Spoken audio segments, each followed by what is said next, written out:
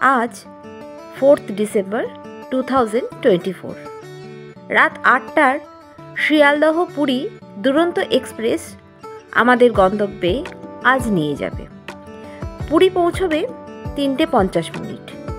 তবে আমরা পুরী স্টেশনে পৌঁছেছি 4:20 নাগাদ। তোমরা যারা আগামী দিনে পুরী যাওয়ার পরিকল্পনা করছো তারা আমার ভিডিওটা দেখলে আশা করি কিছুটা ইনফরমেশন পাবে। যাই হোক, আমরা আমাদের কোচ নাম্বার S4-এ উঠে পড়েছি। এবার যে যার লাগেজ গোছাচ্ছি। আমাদের সঙ্গে যাচ্ছে আমার ছোট মাসি, মেসোমশাই ও ভাই। তারা অবশ্য এখনও এসে পৌঁছয়নি। যত যাই বলো, বাইরে বেড়াতে যাওয়ার এক্সাইটমেন্টটা কিন্তু দারুণ লাগে। আবার আমার একটা উপরি পাওনা হলো এবারে তোমাদের সাথে সবটা আমি শেয়ার করতে পারবো।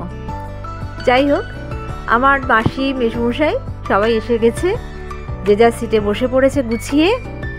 আর এরা দেখো, আমার ভাই, আমার মেয়ে আর ছোটো মাসি সবাই মিলে লুডো খেলতে বসে গেছে। সত্যি লুডোটা যেন টাইম পাস করার জন্য একটা দারুণ অপশন। দেখা যাক কে জেতে আর কে হারে।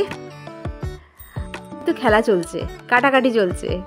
মাসি কিন্তু একদম মানতে পারছে না যে তার ঘুঁটিটা কেটে নেওয়া হচ্ছে। মাসির সন্দেহ সবাই চোট্টামি করছে। যাই হোক, এবার চলো একটু রাত্রের খাবারটা খেয়ে নিই। আমি বাড়ি থেকে রাতের খাবার বানিয়ে নিয়ে এসেছিলাম। একটু শুকনো আলুর দম করেছিলাম আর রুটিটা বাইরে থেকে কিনে নিয়েছি। আবার দেখো, আমার ছোটো মেসোমশাই বাড়ি থেকে বোঁদে বানিয়ে নিয়ে এসছে। দারুণ খেতে হয়েছিল কিন্তু। এটা যাওয়ার পথে ট্রেনের বাইরে থেকে একটা জাস্ট ক্লিক, ব্যাস।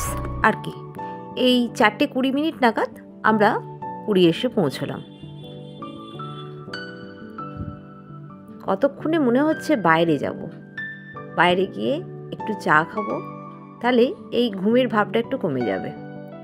কারণ রাত্রিবেলা যত যাই বলো, ট্রেনে কিন্তু সেরকম ঘুম হয় না।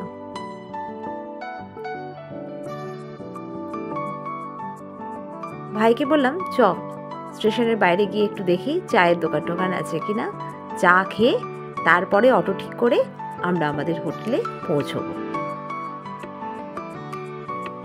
আমরা যে যার লাগেজ নিয়ে মোটামুটি হাঁটা দিয়েছি।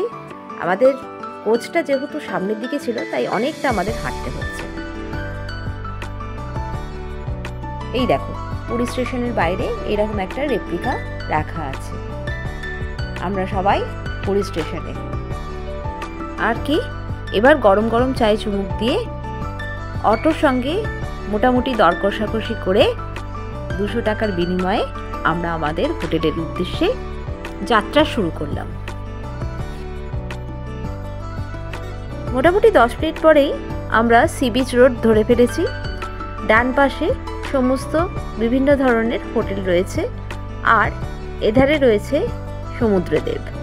সমুদ্রদেবকে যদিও এখন দেখা যাচ্ছে না, তার গর্জনটা আমরা কানে শুনতে পাচ্ছি। এইটা পুরোটাই হলো সি বিচ।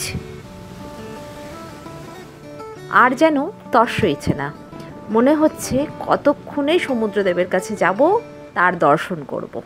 সমুদ্র তটে কীভাবে ধীরে ধীরে ভোরের আলো ফোটে সেটা দেখার খুবই ইচ্ছে ছিল। আজ তা পূর্ণ হলো।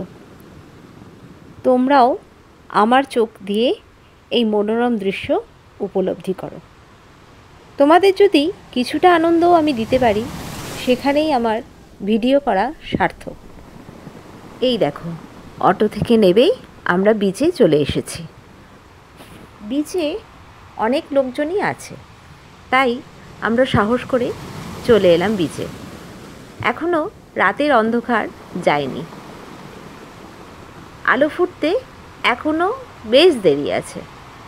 কিন্তু সমুদ্রের গর্জন আর ওই দেখো সাদা ফেনাগুলো যেন আমাদের সমানে হাতছানি দিয়ে ডাকছে, তাই সমুদ্রের ডাক উপেক্ষা করতে পারলাম না। এর পরের ভিডিওগুলো পরবর্তী পর্বে আমি নিয়ে আসছি। পরবর্তী পর্বের নোটিফিকেশন তাড়াতাড়ি পেতে হলে অবশ্যই আমার চ্যানেলটাকে তোমরা সাবস্ক্রাইব করে দিও আর পাশে থাকা বেল আইকনটা প্রেস করতে ভুলো না। আজ তবে আসি, নমস্কার।